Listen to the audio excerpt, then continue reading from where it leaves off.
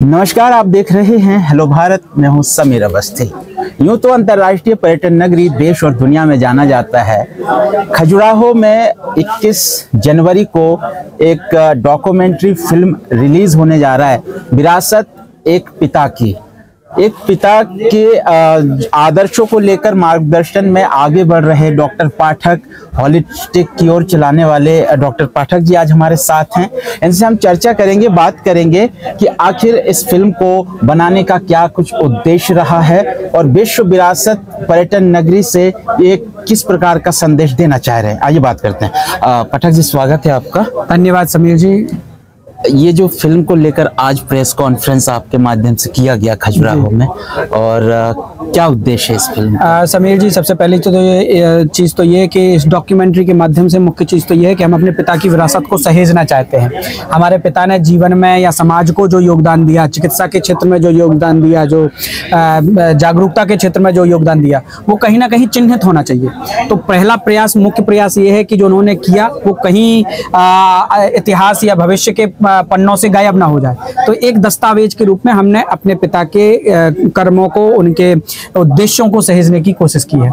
हाँ, ये उसमें जो अपने टीजर एक अपने जो लॉन्च किया है सोशल मीडिया पर वायरल है, उसमें आप बता रहे हैं कि अकेले चलो। जो पिताजी कई आज के समय में देखा जाता है, युवा भटक जाते हैं, अपने मार्ग से भटक जाते हैं। ऐसे में आप ही के ऊपर है ये फिल्म, तो कितना संघर्ष में किस प्रकार की कठिनाइयों का सामना करना? बहुत बढ़िया बात आपने की है समीर जी। ना हो साथ कोई, अकेले बढ़ो तुम। क्योंकि जब हम चुनौतियों से लड़ रहे होते हैं, कई बार हम, समाज एक दिशा में चलता है, बोलते हैं समाज की जो चाल है, जिस तरफ आकर्षण होता है उस तरफ दौड़ता है।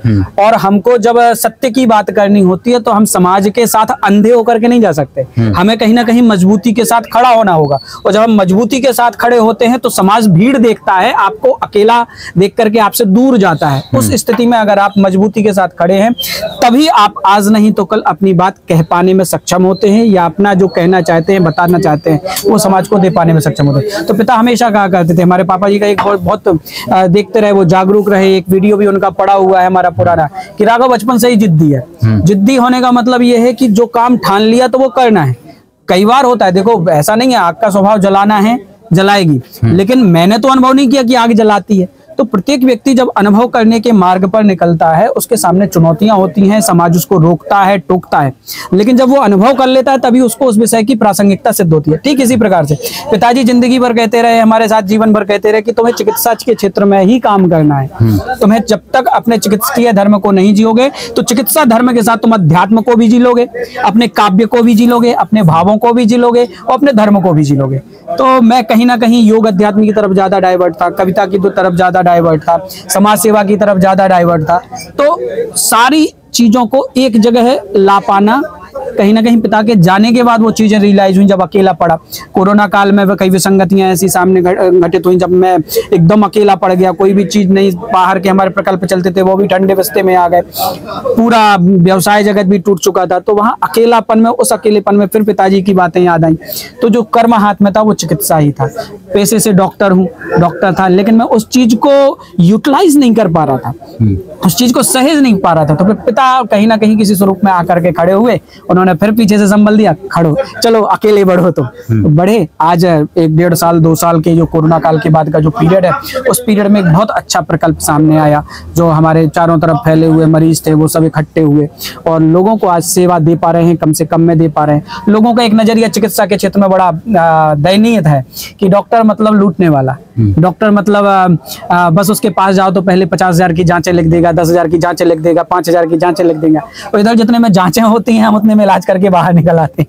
कभी-कभी देखते हैं डॉक्टर पाठक जी काफी भावुक हो जाते हैं जी, चिंतित हो जाते हैं। डॉक्टर पाठक ऐसे ही थे, वो डॉक्टर पाठक भी ऐसे ही थे। मरीज कोई आ गया तो कहो 1 घंटे 1.5 घंटे और चाय पी करके जाओ, पैसे दे करके ना जाए। तो वो भावुकता बीच में है, पिता के संस्कारों में है। लेकिन इन डॉक्टर पाठक और उन डॉक्टर पाठक में भेद ये है कि वो प्रोफेशनल जगत को जल्दी ग्रास्प नहीं कर पाए, और मैंने प्रोफेशन और भावना दोनों के बीच में संतुलन बनाने की एक कोशिश की है, उन्हीं के आशीर्वाद से। तो ये जो 21 तारीख का क्या कुछ प्लानिंग है डॉक्यूमेंट? 21 तारीख को सबसे पहले तो हमने अपने अतिथियों को, ऐसे अतिथियों को जोड़ने की कोशिश की है जिन्होंने डॉक्टर पाठक को देखा है, जाना है, करीब से जिया है, और आज वो समाज के क्षेत्र में, राजनीति के क्षेत्र में अच्छे पायदानों पर हैं।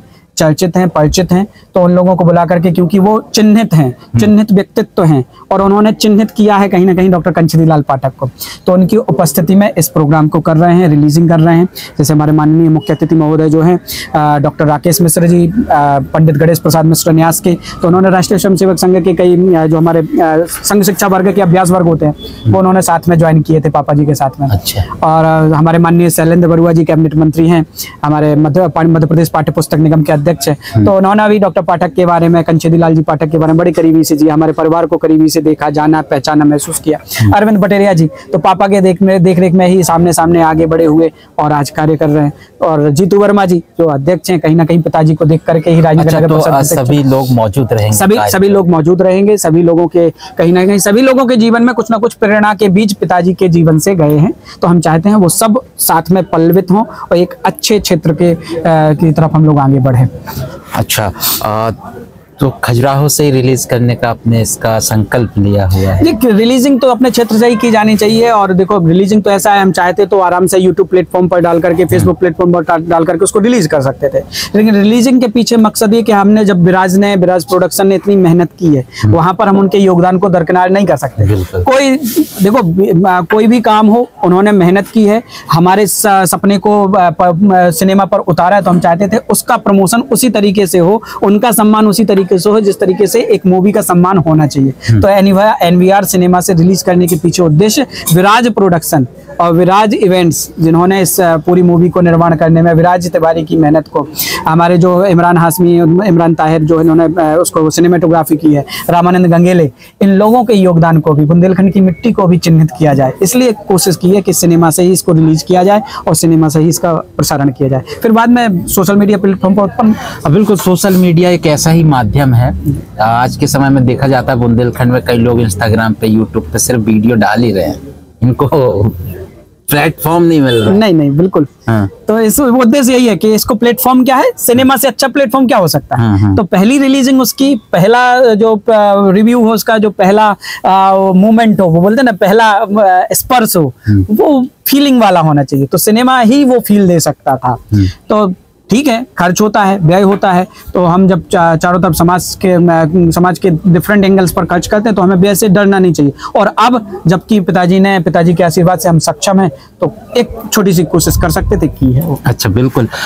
21 जनवरी को राजनगर रोड पर एनवीआर सिनेमा में विरासत एक पिता की डॉक्यूमेंट्री फिल्म रिलीज होने जा रहा है, जिसको लेकर आज खजुराहो में प्रेस कॉन्फ्रेंस के माध्यम से पत्रकारों को जानकारी दी गई है, ताकि खजुराहो से एक ऐसा संदेश समाज तक पहुंचे कि इस तरीके से एक पिता अपने बच्चों को लेकर आगे बढ़ते हैं, उनके सपनों को साकार करने के लिए ये पहल डॉक्टर राघव पाठक होलिस्टिक की ओर से किया जा रहा है। जुड़े रहे मेरे साथ। नमस्कार।